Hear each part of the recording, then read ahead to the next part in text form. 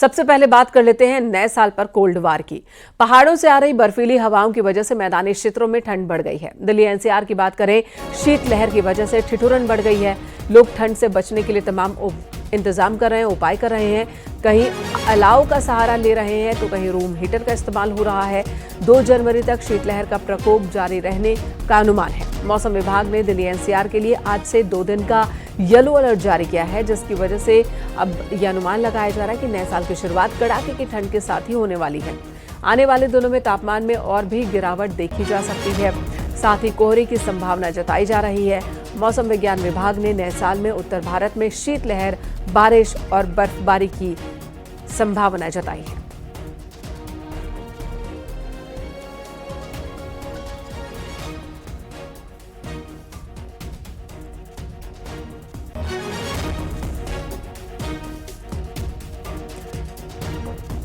गाजियाबाद से रोहित सिंह इस वक्त हमारे साथ मौजूद हैं। हमारे सहयोगी मुजफ्फरनगर से बिनेश पवार, मेरठ से उमेश श्रीवास्तव, कानपुर से अमित गंजू हमारे साथ मौजूद हैं। और पहाड़ों का भी हम आपको रुख करेंगे, वहां वीरेंद्र बिष्ट के पास चलेंगे नैनीताल से।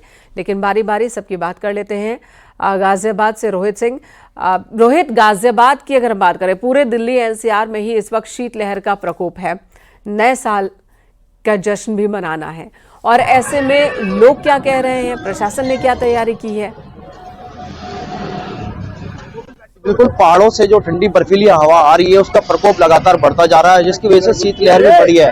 तस्वीरों में आपको दिखाते हैं, जो प्रशासन रैन बसेरे की एक समुचित व्यवस्था की गई है।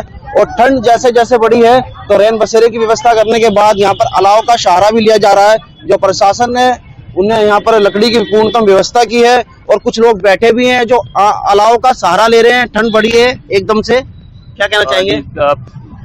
मतलब ठंड ज्यादा होगी है जी, इसलिए थोड़ा सुविधा मतलब हमारे लिए आगे बढ़ के रहे तो बढ़िया है।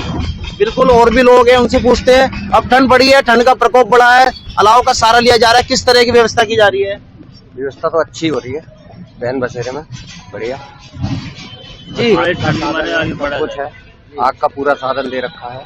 तो कैसी व्यवस्था है ये रुकने के लिए? बिल्कुल व्यवस्था है सर, आधार कार्ड दिखाओ, आप रह सकते हो आप आराम से, कोई दिक्कत नहीं है यहाँ पे, आराम से फर्स्ट क्लास। गाजियाबाद प्रशासन ने व्यवस्था कैसी कर रखी है? शीतलहर का प्रकोप भी बढ़ा है और इस साल जो ठंड। तो गाजियाबाद से रोहित हमारे साथ हैं और यहाँ देखिए कैसे अलाव का सहारा ले रहे हैं लोग, खासकर ये वो लोग हैं जिन्हें मजबूरी में बाहर अपना वक्त बिताना पड़ता है, क्योंकि इनका काम कुछ ऐसा है कि ये किसी शेल्टर में नहीं जा सकते। तो ऐसे में अलाव ही इनके लिए सहारा बन रहा है। मुजफ्फरनगर से बिनेश पवार हमारे साथ मौजूद है। बिनेश, वहां पर ठंड का क्या आलम है? देखिए, बीते पिछले दिनों की अगर बात करें तो ठंड बिल्कुल नहीं पड़ रही थी। मतलब जितनी उम्मीद जताई जा रही थी, जो दिसंबर का महीना था वो भी लगभग समाप्त होने की कगार पर था, तो ठंड बिल्कुल दिखाई नहीं दे रही थी। लेकिन पिछले 3-4 दिनों से ठंड का जो प्रकोप है वो बढ़ा है, क्योंकि उसकी मुख्य वजह यह है पहाड़ों पर बर्फबारी हुई है और मुजफ्फरनगर जनपद उत्तराखंड का निकटवर्ती जनपद है, जिस वजह से मुजफ्फरनगर में अब जो तापमान है वो गिरता दिखाई दे रहा है। मुजफ्फरनगर का तापमान इस वक्त 10 से नीचे पहुंच चुका है और ऐसे में जिला प्रशासन की तरफ से बेहतर व्यवस्था की गई है। देख सकते हैं पीछे मैं रैन बसेरे पर मौजूद हूं, यहीं पर रैन बसेरा बनाया गया है। इसी में तमाम जो लोग हैं उनको रुकने की पूरी व्यवस्था की गई है, अंदर गद्दे डाले गए हैं और पूरा यहां पर आप देख सकते हैं जो विभाग की तरफ से, प्रशासनिक अधिकारियों की तरफ से अलाव की व्यवस्था भी है और स्वच्छ पानी की पीने की व्यवस्था भी की गई है, ताकि किसी को किसी भी तरह की कोई दिक्कत नहीं है। हमारे साथ मौजूद है यहाँ पर एक प्रशासनिक कर्मचारी मौजूद है, जिनकी ड्यूटी हर रैन बसेरे पर एक ड्यूटी भी लगाई गई है विभाग की तरफ से, ताकि जो यहाँ रैन बसेरे में रहने वाले लोग हैं उनको अगर किसी प्रकार की कोई दिक्कत होती है तो उसका समाधान समय से किया जा सके। क्या व्यवस्था की गई है यहाँ पर आप लोगों के द्वारा? यहाँ पे एक तो कंबल, गद्दे और ये टीन सेट पूरा कवर दिख के कोई ठंडस के अंदर ना जाए जा पाए, ये व्यवस्था बहुत अच्छी। पानी की व्यवस्था है, अलाव की व्यवस्था है, सब व्यवस्था है यहाँ पे दुरुस्त कर रखी है सर। बिल्कुल, सारी तमाम व्यवस्था यहाँ पर की गई है, अलाव की व्यवस्था भी की गई है। आप देख सकते हैं अंदर जो रैन बसेरा इसमें लोग मौजूद हैं और सो भी रहे हैं। गद्दे की व्यवस्था की गई है, चारों तरफ से ये पूरा टीन सेट लगाकर पन्नी की व्यवस्था की गई है, ताकि कोई बरसात हो तो बरसात में भी यहाँ पर रहने वाले लोगों को कोई दिक्कत ना आए।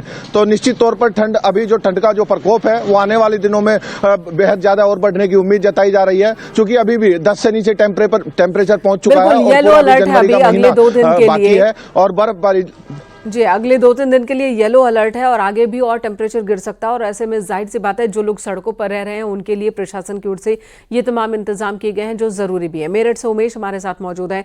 उमेश, वहां पर क्या स्थिति है, पारा क्या कह रहा है और प्रशासन के इंतजाम किस तरह के हैं?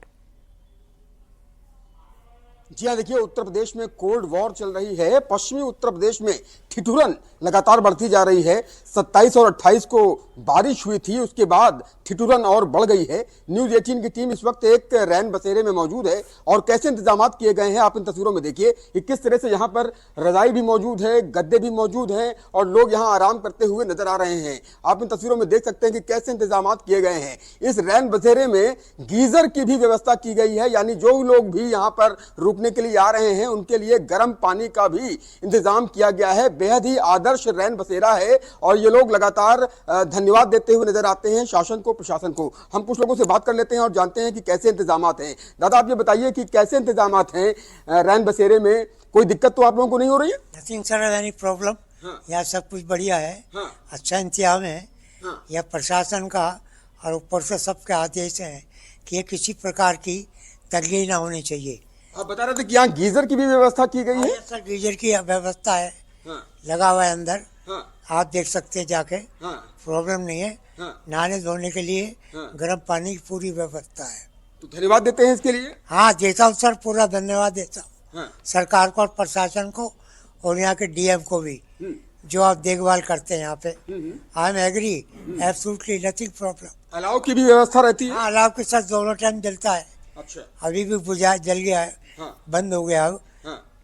रात को रोज जलता है, डेली। अच्छा, हाँ, बहुत पूरा प्रबंध है। तो ठंड में जबरदस्त इंतजाम किए गए हैं। आप मुख्यमंत्री योगी आदित्यनाथ जी को भी धन्यवाद देते हैं इसके लिए। योगी आदित्यनाथ जी के अलावा जो उनकी डबल इंजन सरकार है उनको भी धन्यवाद देता हूँ जो पूरा इंतजाम से संतुष्ट दिख रहे हैं फिलहाल मेरठ के लोग, जहां पर रैन बसेरे के अंदर की तस्वीर और ये रिपोर्ट हमारे सहयोगी उमेश दिखा रहे हैं। कानपुर से अमित गंजो हमारे साथ जुड़ चुके हैं। अमित, कानपुर के बारे में भी बताएं कि वहां पर ठंड कैसी है, क्योंकि पहाड़ों पर बर्फबारी के बाद दिल्ली एनसीआर तो उसकी जद में है। कानपुर में इस वक्त क्या आलम है, वहां किस तरह के इंतजाम किए गए हैं, ये भी बताएं।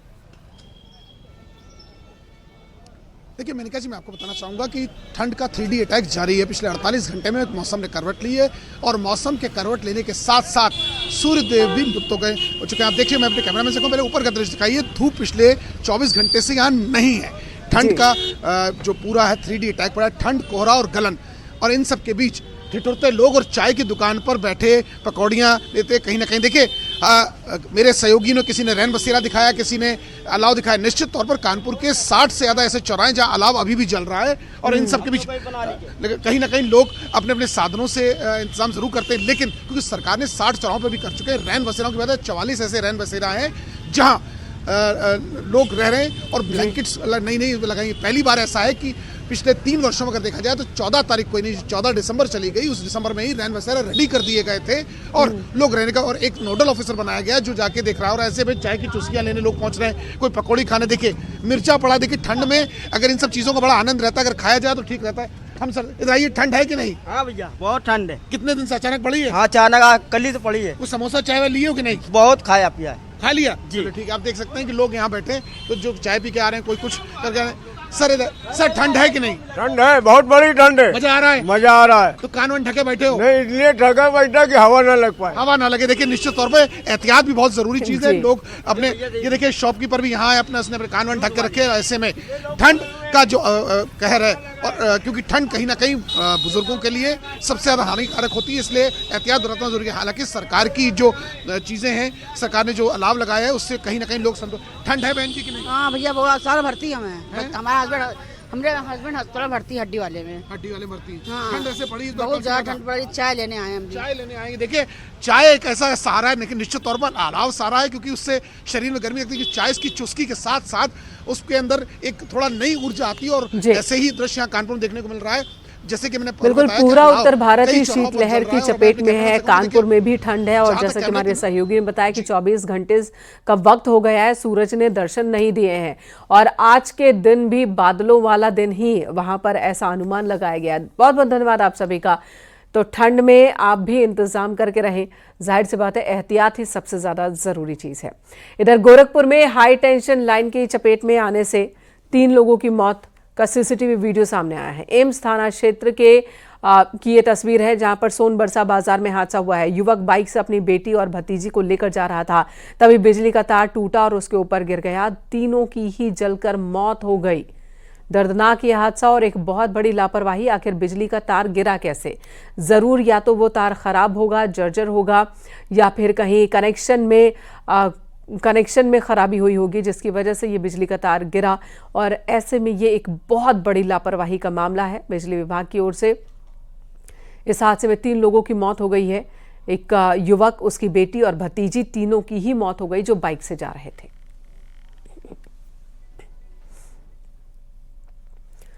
संभल हिंसा का आतंकी कनेक्शन सामने आया। पुलिस को शक है कि दुबई में रहने वाले शारिक साठा ने 24 नवंबर 2024 को हिंसा की साजिश रची थी। शारिक साठा मूल रूप से संभल का ही रहने वाला है। अब वो ISI के लिए काम करता है। उसके दाऊद से भी कांटेक्ट रह चुके हैं, यानी कि उसका लिंक दाऊद इब्राहिम के गैंग से रह चुका है। यह आशंका जताई जा रही कि उसने ही पाकिस्तानी गोलियां संभल भेजी थी जो बाद में पुलिस को मिली हैं। संभल में रहने वाले शारिक के गुर्गों पर अब पुलिस तलाश कर कार्रवाई की तैयारी में है। संभल के दीपा सराय का रहने वाला शारिक वर्तमान में दुबई में रहता है। भारत से 2018 में भागा था और इसके लिए उसने फर्जी पासपोर्ट का इस्तेमाल किया था। इससे पहले वो दिल्ली के तिहाड़ में भी बंद है। 50 से ज्यादा इस पर केसेस दर्ज हैं।